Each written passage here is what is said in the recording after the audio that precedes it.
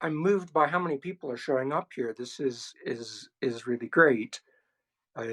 Many people who I recognize, and many people who I don't know yet.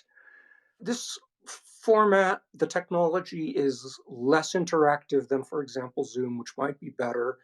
I thought I'd give this a go, partly just because it's easily available, and partly I would like to support Substack. This is a new technology that they're trying out. I really like Substack. I want them to succeed. So giving this a trial run for their sake is a little bit of what I'm doing here, although it's not the main thing. So I I will dive in at the deep end. Benjamin Taylor asked a number of very hard questions, along with giving some very nice words of support, which I really appreciate. Both the hard questions and the words of support. They could probably boil down to something like, "What do you think you're doing?" and um, uh, why? um, and this is very hard because I don't know. I don't have good answers here. Uh, so the first question is this one overall project or many different projects? And that's a very on point question. And the answer is it does feel to me like one huge project because I have only one thing to say, which is things go better when you don't try to separate nebulosity and pattern. It's very tempting to try to do that because we don't want nebulosity. We do want pattern to deliver uh, control and certainty so that we would know what to do and have some confidence that things are going to go well. And that can never be guaranteed because of nebulosity. So it's good to always bear the nebulosity in mind. This is a pattern that it's a phenomenon that is found in every domain of human experience and endeavor. So uh, each of the many writing projects are looking at how this theme of pattern and nebulosity plays out in that realm. For example, the meta rationality book is about how taking nebulosity into account is necessary for outstanding work in the domain of rational work. So that's the overall project. Um, it, Embarrassingly, that means I've left a very large number of unfinished applications of that central theme in different areas. Benjamin asks, what are you hoping to achieve overall? Indeed. How do you see your job, role, or identity as a public intellectual? Relatedly, XPYM asked, how important do you see your own work in the grand scheme of things? Does humanity seem likely to figure out and widely adopt the complete stance? The complete stance is what you get if you don't separate pattern from nebulosity. Uh, is humanity likely to figure that out and figure out meta rationality anytime soon? If I stop contributing tomorrow, if I don't stop, I have no idea. I I find this very difficult. Um, well, I find it very difficult because in a sense, because I don't try. I I I really don't have much in the way of identity as far as my work goes. I do the work and I try to do it as well as I can, as much as I can, and I try to make it as useful and interesting as I can. But like, what is my role in that? I mean, it's just that the writing happens, and in some ways, I'm not really involved, and I don't form an identity as an intellectual or a writer, or it's not. I don't know. I said these questions were difficult. And that I can't answer them. So, but maybe my non-answer is actually the best thing I can do here.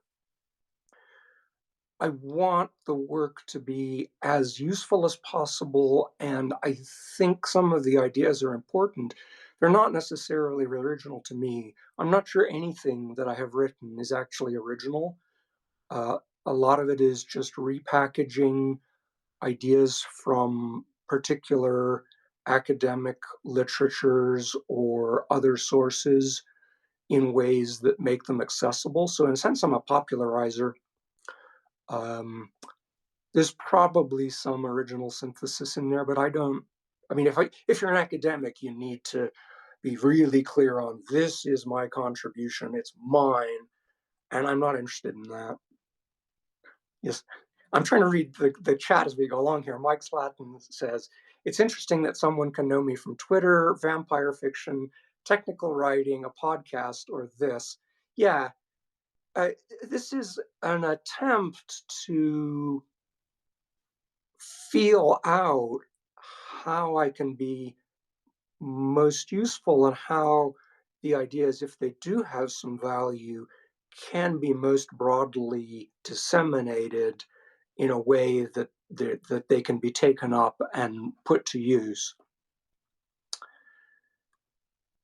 Uh, some updates on the status of the websites, the AI book, the Substack, etc. Are all the sites still active projects?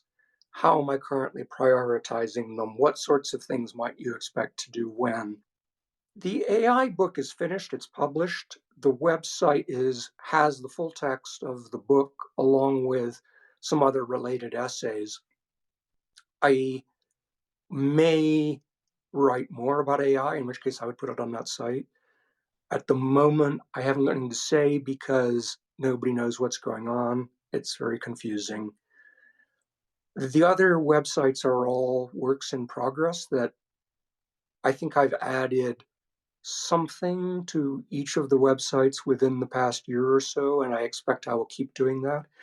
At the beginning of this year, I said, okay, I want to finish something. I'm going to concentrate on the meta rationality book. I will finish that by the end of the year. I will do nothing else. When I have time to work, I will just work on meta rationality.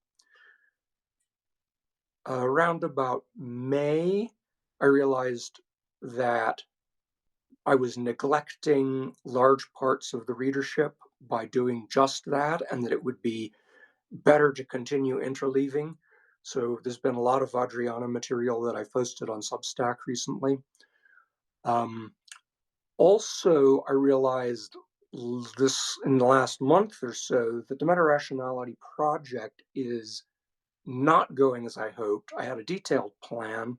Part of the plan was it would be no more than 200 pages.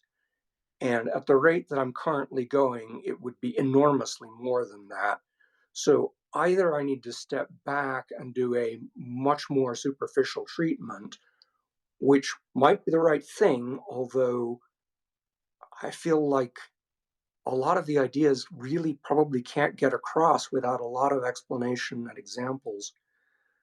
The other possibility would be to say, okay, this is a many-year project like the Meaningless book, and I will just keep plugging away at it, and pieces will come out incrementally. I don't know which of those is the better approach. I'm going to be trying to think about that hard over the next month or so. All of the current writing goes on Substack. That's because Substack has better distribution than my own websites. That's partly because I used to promote my own websites via Twitter. That works less well than it used to. Substack is working well for me. My intention is that the writing that is part of one of the projects for which there is a website, I will copy back from Substack onto those websites when I get around to it or it seems appropriate or something. I haven't done any of that yet, but that is the plan. So the websites are not abandoned, even though Substack is where all the writing has gone over the past year.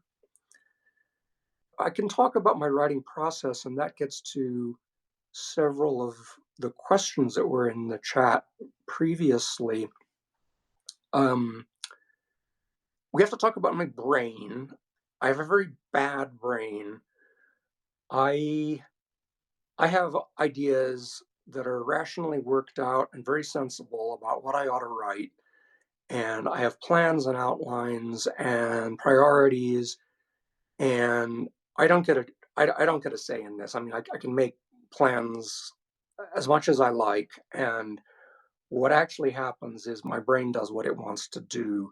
So I will be working on the meta rationality book, which I think is serious and important, and might be very useful for a lot of people. And my brain gets some idiotic idea like, you really ought to write about the Dalai Lama's piss test for enlightenment. And I say, no, that's ridiculous. Uh, this is a completely silly topic. And my brain says, well, that's what we're going to write about. And I say, no, no, we're writing about meta rationality. It's important. And my brain says, nope, I'm writing about the piss test. And it goes off and does that. And I don't get a choice. The weird thing is that those are often the things that go viral and become most influential.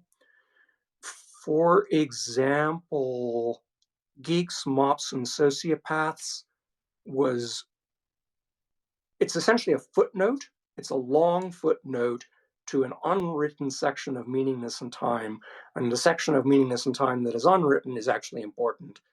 And Geeks, Mops, and Sociopaths is an offhand observation that my brain suddenly decided, today that's what we're writing. And it took about 3 hours, and that's probably my best known piece of work. So, and the piss test, it's this little entertaining piece of nothing that increased the Substack subscribers by about a third in the course of a week. So maybe my brain's a lot smarter than I am, and I should just let it do whatever it thinks is best. I feel like it's important to be disciplined and follow a plan, but but I don't get a choice. So what happens is what happens anyway. This relates to a question from Ruby about my approach to note taking. This is part of my writing process in general. This is kind of embarrassing. My approach to note taking is plain text files. My brain gets an idea. It says, we need to write about this. And I say, no, that's dumb. And it says, no, we're writing about that. And so I say, oh, all right. I create a text file for that. I give it a title.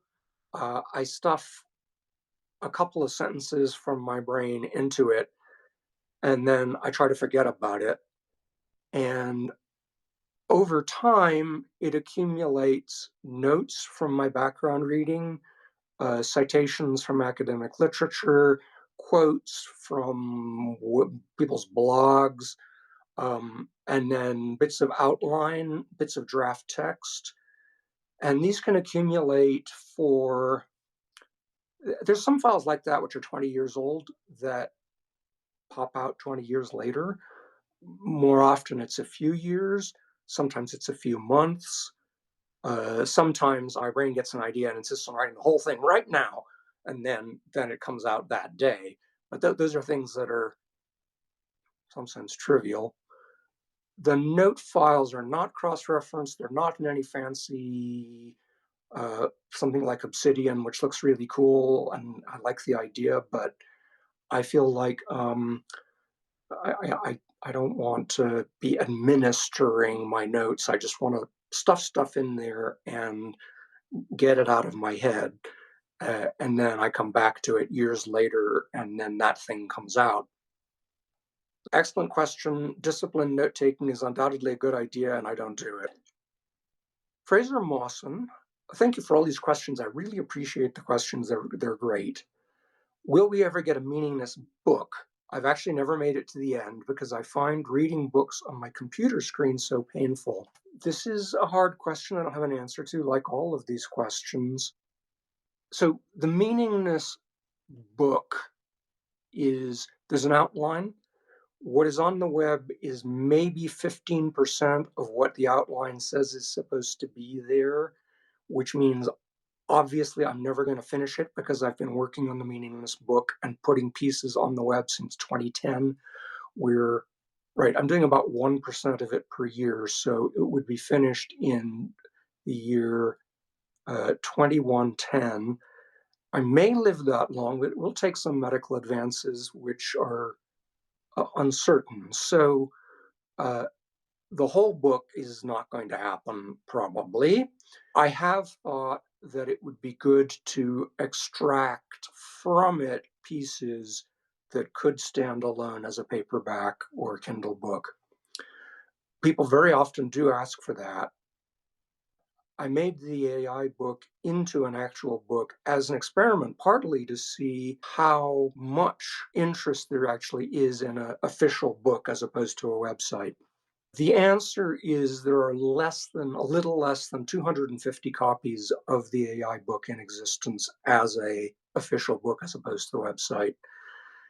Anything I post anywhere gets upwards of 2,000 readers. Probably it's hard to translate web analytics into actual readership, but it seems like there, in the case of that book, it's less than like a 10-to-1 ratio. And that would not be worth the amount of effort and time it takes to turn other things into finished books.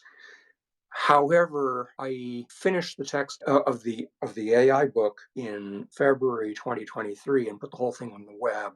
I had intended that immediately afterward that would become a paper and Kindle book. I got quite sick then and was sick through most of 2023 and really I wasn't able to work until December. And I spent December turning the AI book text into a finished book. So that took a month. I don't think it was worth it for 250 copies, but because there was that long delay, maybe anybody who wanted to read that material had already read it on the web. And if there was actually new stuff that went into a book, people would want to read it in book form. I don't know how to gauge that. I periodically do polls on how many people would want to read a finished book. The answers are not interpretable.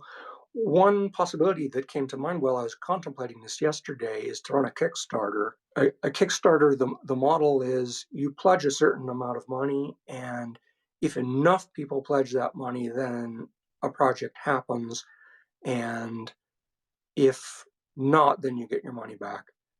A Kickstarter which said, okay, if 1,000 people will pledge the price of a book, whatever that is, $20 or something, that means there's enough interest that it's worth actually making a physical book, and I would go ahead. So if that seems like a good idea that you would want to go ahead with, then please let me know. Chris asks, I'd be interested in details on your sitting practice, how long you aim to do it per day, how you structure it, how you keep it fresh and alive, how you keep going with it.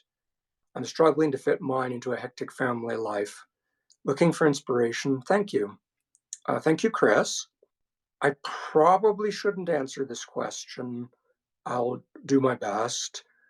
I don't feel I'm an expert on meditation. I don't teach meditation. I write about Vajrayana theory to an extent. I very tentatively have been teaching Vajrayana theory. So I would ask these questions of a meditation teacher who knows what they're doing. But I will say my own practice is very undisciplined now. And I don't recommend that. Everybody says it's important to practice every day and to practice for a set amount of time. I'm not sure that advice is always good. If you can manage it, especially as a beginner, it is really good. When I was a beginner, which is a long time ago, I'm still a beginner. I'm not actually very good at meditation, which is why I don't teach it. But when I was starting out, I aimed for 45 minutes a day and managed that most days. I was running a technology company at the time, so somehow it was possible to fit that in along with the 70-hour work week that I had. My personal life has been really chaotic in the past 15 years, and my discipline has disintegrated. So now it is very much a matter of sometimes I'm inspired and I do it, and sometimes I'm not. I think the inspiration is key. And if you think that you want to meditate more, finding that inspiration, looking at what your motivations are, thinking about times when meditation seemed valuable, thinking about why, thinking about where you hope it may take you, and being reasonably concrete about that and not thinking about enlightenment, because who the hell knows what that means. Think concretely about what you want and then think about how will my meditation practice support that. That is probably what's going to take you forward. Again, I would recommend talking to somebody who knows what they're talking about. So I'm looking at the chat here. Benjamin Taylor asks good questions. Well, what was a tech company I ran? It was an informatics company for management of certain kinds of chemical information in the pharmaceutical drug discovery industry. I happened into that because I'd been doing AI, and AI was at the time at an impasse. There was no progress possible as far as I could see. And I also was increasingly thinking that AI, if it did make progress, would probably be a bad thing, which on the whole is still my belief. So I didn't want to continue with AI, but I had these technical skills and I thought, what can I do that's actually going to be valuable? And applying those in the pharmaceutical drug discovery area seemed like the thing that I could do that would be most useful and practical. So that's what I did. Govind Manian asks, I would be very interested to hear you talk about where Vajrayana and adult developmental theory need to be to meet the current moment and what's challenging about getting there. That's potentially three different questions. There's what does Vajrayana need to do? What does adult developmental theory need to do? And there's the question of a synthesis there, which I think is possible. Regarding Vajrayana, first of all, I would say this is a question for my monthly Vajrayana Q&A, but really that question is maybe better addressed to my spouse, Charlie Aubrey, who co-founded an organization called Evolving Ground, which is devoted to exactly this question of working out a contemporary interpretation of Vajrayana that meets current needs. Govind and Charlie are good friends, so this is advice that Govind doesn't need, but that everyone else or some other people might find useful. Talk to Charlie. Adult developmental theory is very influential for myself and also for Charlie.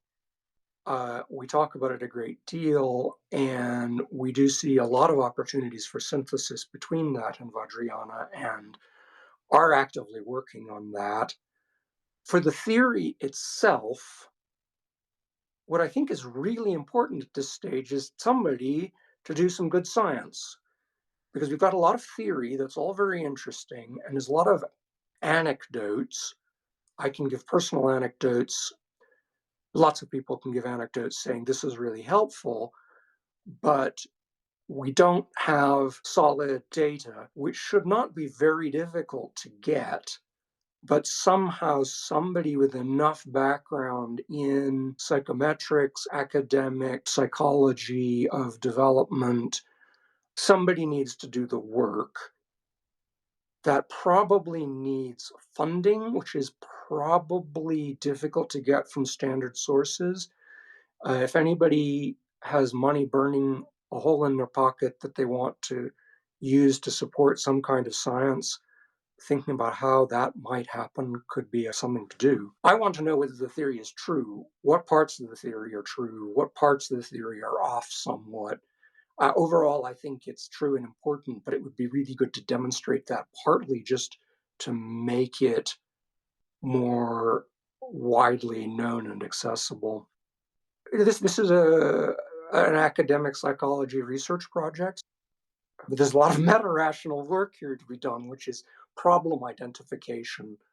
So what questions are we trying to answer? And that question is inseparable from what methods can we use to answer those questions. I mean, the most interesting question for me is what interventions can help people through stage transitions. And I'm particularly interested in the stage 4 to stage 5 transition, which is from rationality to meta-rationality, or from a, a systematic way of approaching life into a fluid, interactive way of approaching life. That's what I'm most interested in. Figuring out exactly what the academic research question there is would be a lot of work.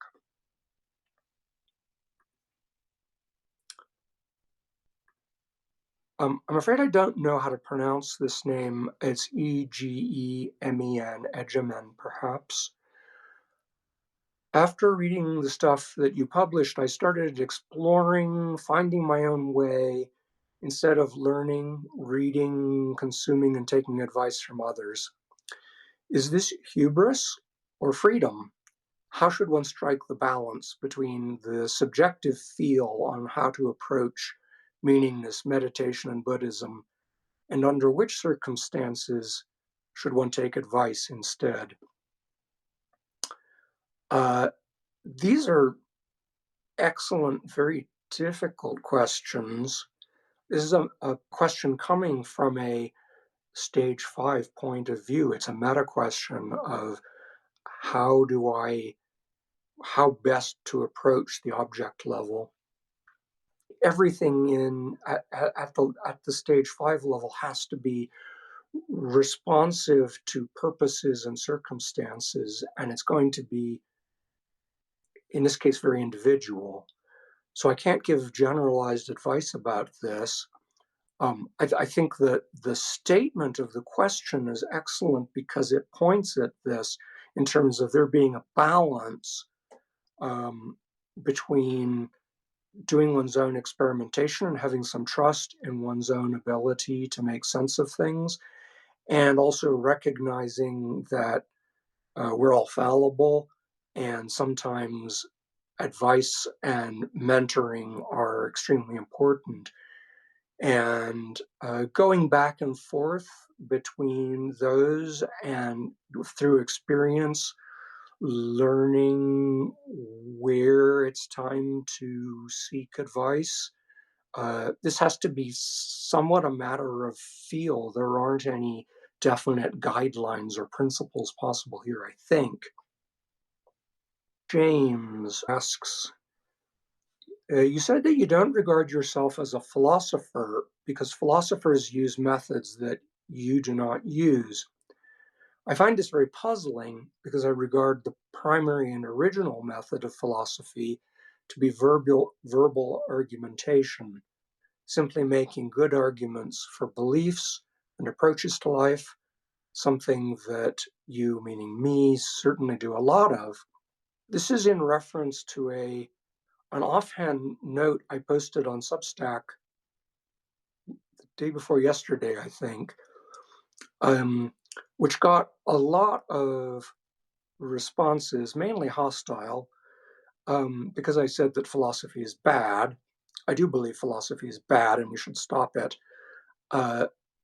That's partly a slightly trollish statement because it's trying to get a rise, because I want to understand what people think is valuable about philosophy that is non-academics. I mean, academic philosophers have their own ideas about this, but there's a lot of people who find value in philosophy And I don't fully understand what's going on there. I think there's an important misunderstanding that I would like to elucidate, but I haven't located exactly what the misunderstanding is. I'm not sure whether to write about this. It's a big topic that I don't understand very well yet. It could be another book project, and I don't want to do another book project. I want to finish at least one of the ones that I've already got underway. But maybe there's some way of doing something much smaller that would still be useful. Argumentation is very important in some parts of philosophy, maybe not all of them. Continental philosophy in the past half century has not been interested in argumentation, and I think it was right to make that move. Continental philosophy in the last half century has a lot of serious defects, but I think that was a correct move. I don't make arguments for beliefs for the most part. I'm not interested in that. And that's because at the meta-rational level, we're not seeking the truth of propositions, because what truth means is contextual, it's purpose dependent. This is the opening of the meta-rationality book. Is there any water in the refrigerator? Yes. Where? I can't see it. It's in the cells of the eggplant. Was that true? I mean, in some sense, yes, and in some sense, no. So the question at the meta-rational level is, what do we even mean by truth in a particular circumstance for a particular purpose? And is truth even a question of interest? It may be much more important to make good distinctions, for example. And distinctions aren't true or false. They are illuminating in a different way. The value of distinctions is also recognized within philosophy. I'm just using that as an example of something where you shouldn't really argue that a distinction is right. You argue that a distinction is useful for certain purposes. And that's not really a truth claim as such, or it's not a philosophical truth claim. I mean, the way you do that is by pointing at specific examples of, here's how that distinction turned out to be useful in this situation. That's what I try to do. So the meta-rationality book is illustrated with people introducing new distinctions, for example, and how that played out as being useful in some practical way. Ludwig Wittgenstein, it's a reference to Wittgenstein, who's one of the philosophers who's most influenced me, says, I got interested in your writing via meaningness. At some point later, I read some of Hubert Dreyfus's writing on AI and was pleasantly surprised to see you cited there. I realized then that I didn't actually know anything about your professional background in AI work. Can you give a summary of your background before you got into your current phase of writing? I'm old enough that I've done a lot of odd things. When I was a kid, I was interested in the mind. I'm no longer interested in the mind. I'm interested in thinking, but I don't think minds have very much to do with thinking. And as a kid, I was interested in the mind. And so uh, cognitive science was just really getting underway when I was a kid. So I was really excited by that. There was this synthesis of cybernetics and artificial intelligence and linguistics and neuroscience and anthropology and all these disciplines that seemed to have something important to say about mind. Also, I loved computers. I still love computers, although I also hate them. So I went and did a PhD in artificial intelligence.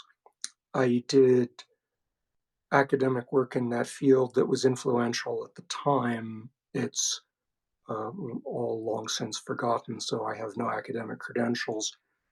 In the course of that, I realized that AI was a dead end because it had this basis in rationalism, which is Hubert Dreyfus's critique of it. And I understood at a certain point that he was right about that. And I With my collaborator, Phil Agri, we tried to work out what would a non-rationalist approach to artificial intelligence be, and had some success with that. Dreyfus wrote an interesting paper called "What is Heideggerian AI and How It Would Have to Be More Heideggerian to Work," or something like that, and it was basically about our work. Dreyfus, for those who don't know, it was a prominent critique of AI. He was a professor of philosophy at Berkeley. He was probably the foremost scholar of Heidegger of his era. I didn't know him well, but I regard him as one of my important teachers as well as influences. So then I mentioned earlier, I decided AI was a dead end. I went into the pharmaceutical industry to apply what I knew there. Uh, I did that for a few years and decided that was a dead end. I was getting more and more serious about my Buddhist practice.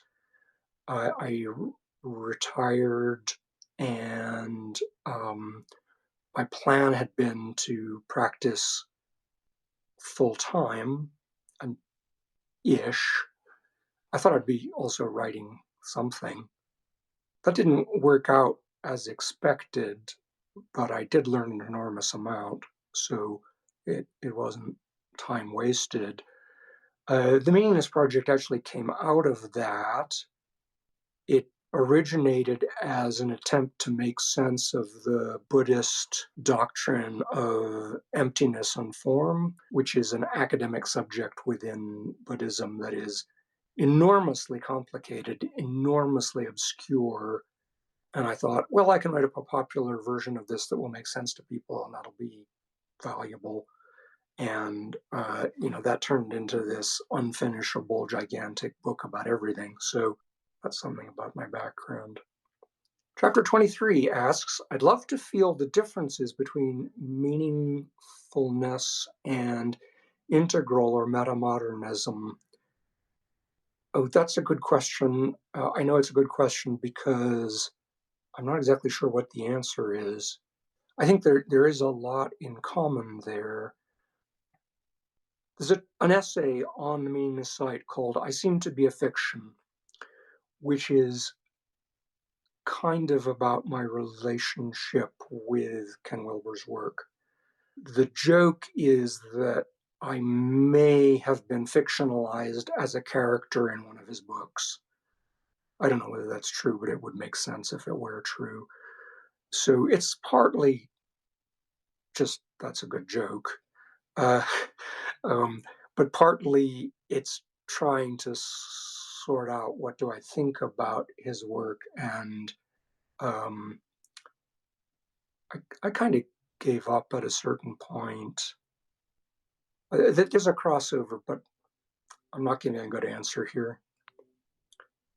Mike Slatton says, it's very difficult to navigate my work because it's scattered across 6 or more websites, and it all is, because there's one overarching theme, it's all cross-linked.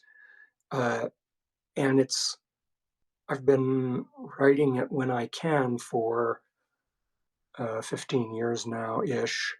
So Mike says, I would never have known about Francis Schaeffer, who is an evangelical theologian who was influential mid-20th century, how he, in some sense, tried to do what I'm doing. Yeah, that was a weird and exciting discovery, and I wrote it up just because it was weird. And I like weird things. It amuses me. The culture war, Mike continues, is so confusing and hard to understand. Yeah, I mean, I find it confusing and hard to understand. And in 2016, when I wrote that, that was sort of top of mind for me. I still think about it a lot. I still have a lot of draft essays about the culture war, and I think I have some things to say that are different and might be useful, but there's so much written about the culture war, And there's so much danger of audience capture. There is so people have such strong feelings that they want to argue, and I'm not interested in arguing. So if I say anything about the culture war, I'll just put something out there and not try to argue it. This is not a good way of building an audience. But I there's a podcast coming up which is about the relationship between my work and the work of Jordan Peterson when he was an academic psychologist before he became a culture warrior. There's a lot of connections between our intellectual work when he was being an academic psychologist. Um, and then he became a culture warrior. He was captured by his audience, and that did not go well for him personally, I think, as well as probably his attempt to intervene in the culture war was at most partly successful, but maybe actually counterproductive. So that's a cautionary tale for me personally. Max Soeski says, what do you make of the bifurcation between me and my brain with conflicting priorities? I have the same thing, like there's a current of desire I can tap into that often feels separate from me and seems threatening, scary, or unintuitive. Um, yeah. Uh, I mean, life is weird. Uh, Brains are weird. Who knows what they're up to. um, I have this complicated relationship with my brain that is it works out well enough on the whole. Uh, I, I wish it was more obedient, but maybe it's better that I give it free rein. On the other hand, if I gave it free rein, then there'd be this outpouring of ridiculousness, and that would be entertaining, perhaps, but maybe not so valuable. I think my brain does things it enjoys. And I think it's important to be both useful and to enjoy yourself and to help other people enjoy themselves by producing things that are enjoyable, that are fun, that are weird, that get you thinking. So I try to combine those, and I do the boring stuff, and my brain does the fun stuff, and maybe it works out for the best. So we're basically at time here. Uh, I want to thank all of you for participating. I'm really pleased that so many of you took the time to show up, and for the excellent, difficult questions, many of them somewhat embarrassing. Please let me know what you think about this format. Would you like me to do this again? Is this broadcast only format? I'm a little unsure about that. Let me know what you think. Also, any advice or thoughts you have about how this went and what you'd like to see in the future, that would be great.